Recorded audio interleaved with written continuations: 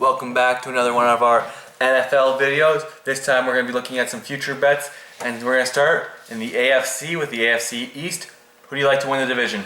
I think the Patriots win the division this year. I don't think it's going to be close. I have them finishing 14-2. Patriots will be my bet to win the AFC East this year. Well, I agree with you, but if you're looking for a team with some longer odds, I'd consider the Buffalo Bills if E.J. Manuel is healthy and you know he's going to play week 1. He's been looked very good in the preseason before knee surgery. Well, that's the key in Buffalo. Buffalo's going to go as far as E.J. Manuel takes them right now. If he is healthy, I have the Bills coming in at 9-7, second in the division. Possible playoff spot. I think they're going to be in a tiebreaker with a team at 9-7, but if E.J. Manuel's healthy, I think they top out at 9 wins. If he's not healthy, I think they can go as low as 6.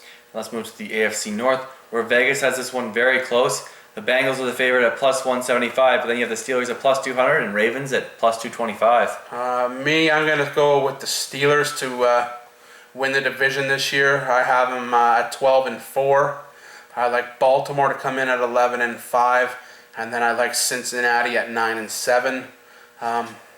That's going to be my pick. I like the Steelers. I like their schedule. I like their home games. The teams that they face at home. I like that. I'm going to go Steelers to win their division at 12-4.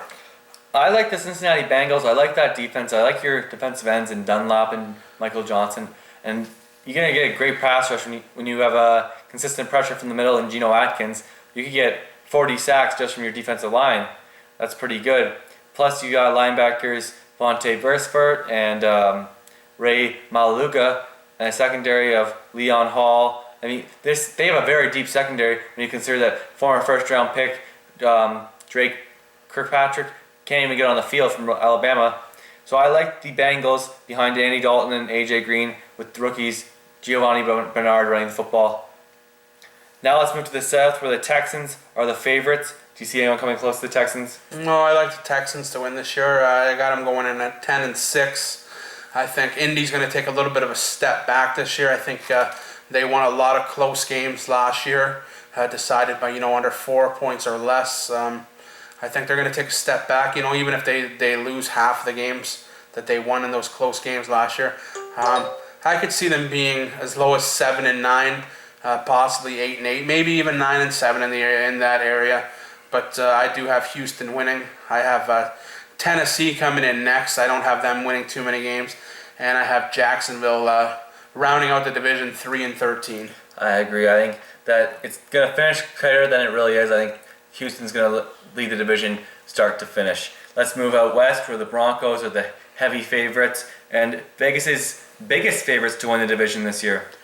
I like the Broncos 13-3. I have them as second place in the AFC when it's all said and done.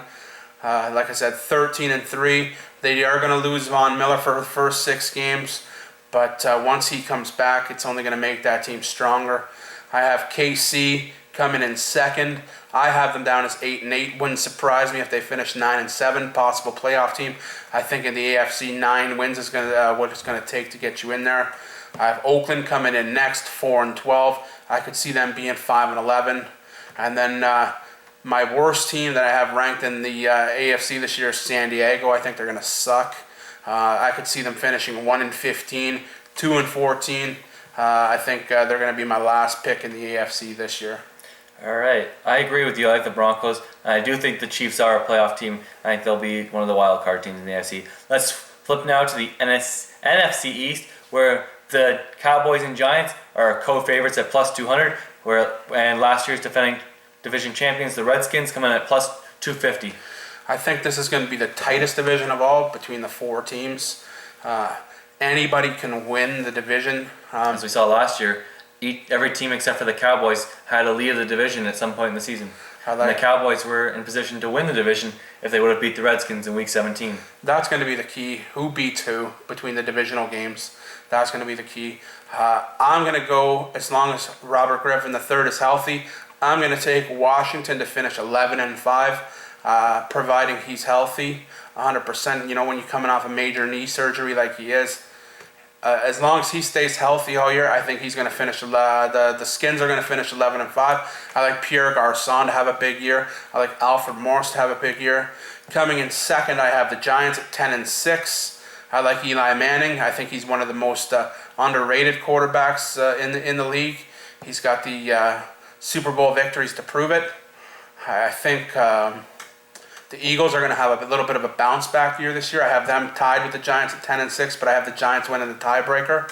I like Chip Kelly. I think his offense is going to be hard to stop at the start. Not many teams can prep for it, and no team can prep for it right now. You don't know what's coming at you. You don't know what he's going to come up with. I like Mike Vick to have a bounce back year this year. I think he's going to be running the ball a lot more this year. Hopefully he's smarter and he gets out of bounds, and he doesn't take the unnecessary hits. And then I have the Cowboys at 9-7. That could be a playoff team in the AFC. I have them coming last in the division at 9-7 this year. I'm just not sold on Tony Romo. I don't think he can win the big game. I like Des Bryant. I think he's going to have a good year. The defense in Dallas is going to be good.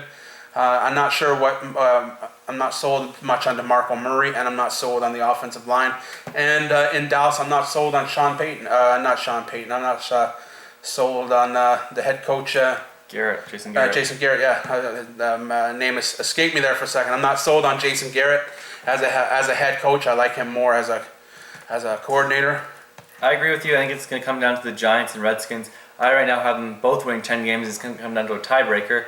I think the important things to know for the Redskins is they're getting back Adam Carricker on the defensive end spot, and they're getting back their best pass rusher and Brian Orakpo. That could be huge for the defense. And on offense, you really have to question RG3's knee. How long before he's at full strength? Is he all in for week 1 and 100% for week 1?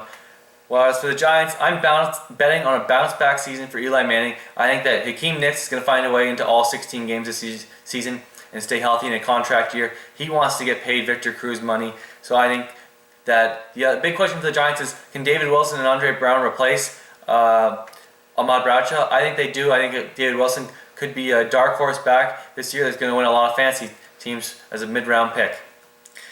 Now let's go to the NFC North, where the Green Bay Packers are the favorites at -140.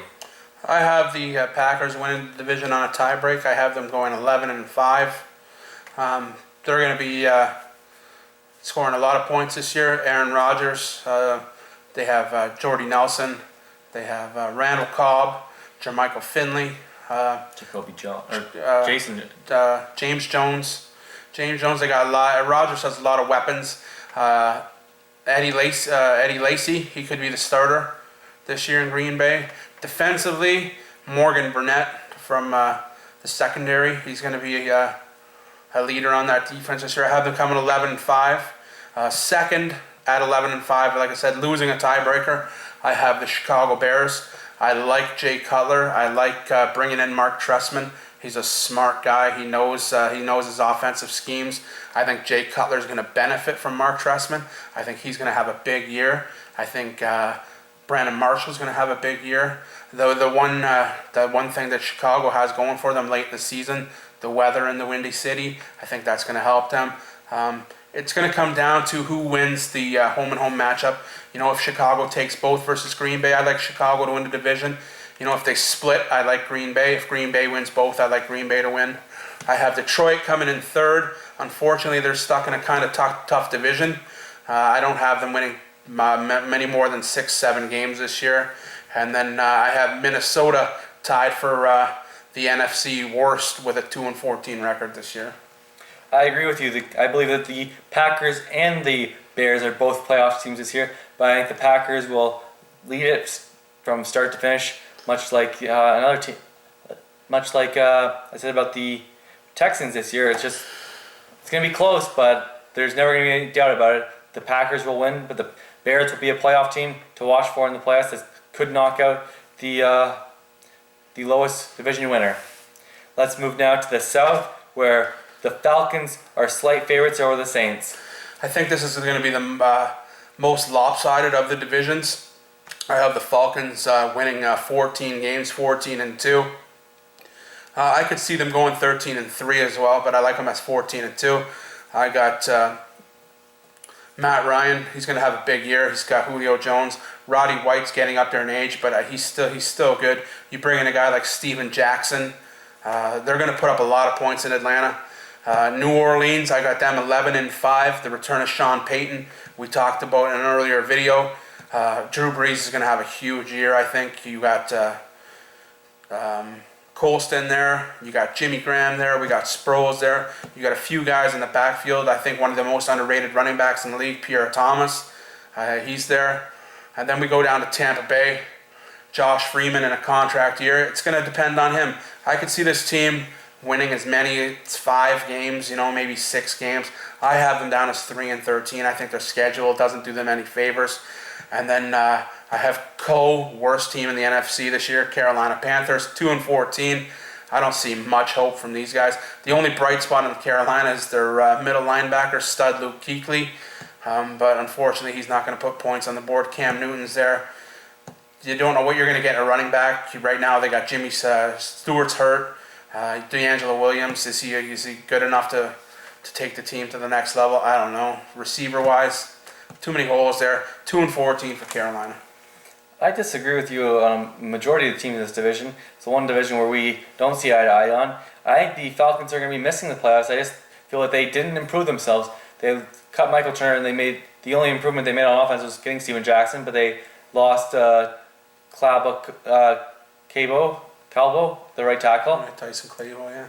And they then lost the man they had replacing him, Johnson, who broke his ankle. So they're down to their third string right tackle. You look at that offense, and they really are just...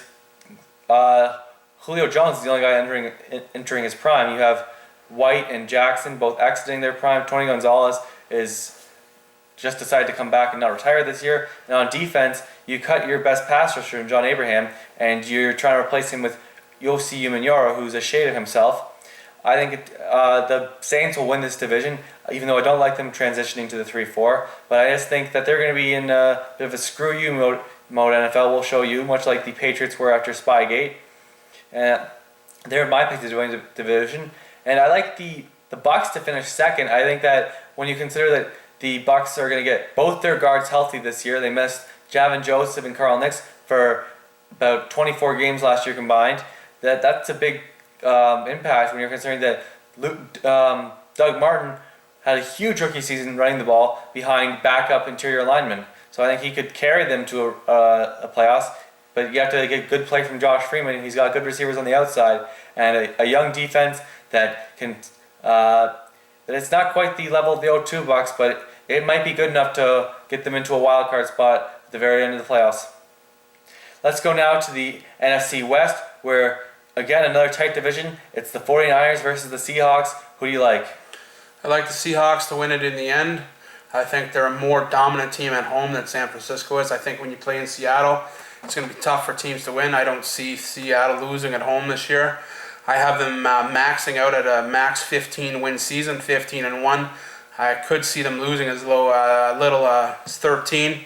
I have San Francisco coming in next at 13-3, coming in for second.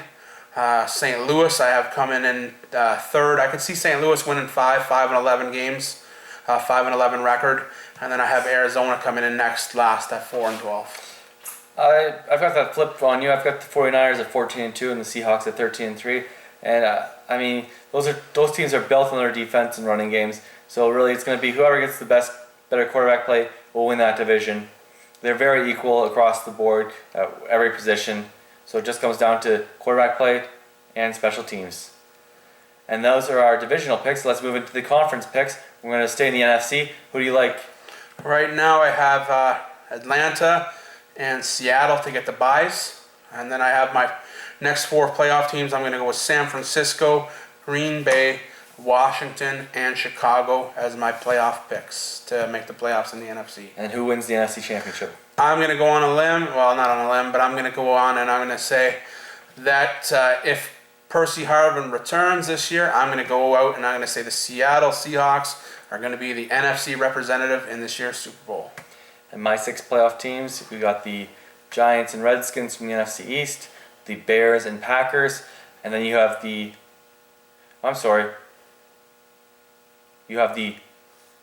Redskins, Giants, 49ers, Seahawks, and from the NFC South, the Saints.